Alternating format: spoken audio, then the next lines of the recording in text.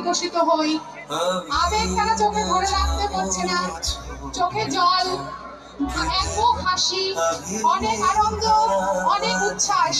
এইরকম মাস্টারমশাই বারবার ফিরে আসুন, বারবার আমরা সবাই যেন তার মতন হই, তার মতন হয়ে ওঠার চেষ্টা করি। সত্যি তার ডেডিকেশনকে অস্বীকার করার কোনো জায়গা নেই। আমরা সবাই হয়তো সময় দিতে পারি না, কিন্তু উনি যে এতটা সময় খরচ করে দিলেন বিদ্যালয়ের জন্য, এটা কি বিদ্যালয় কখনো অস্বীকার করতে পারবে বা ভুলতে পারবে? আমাদের স্মৃতিতে থেকে যাবে না।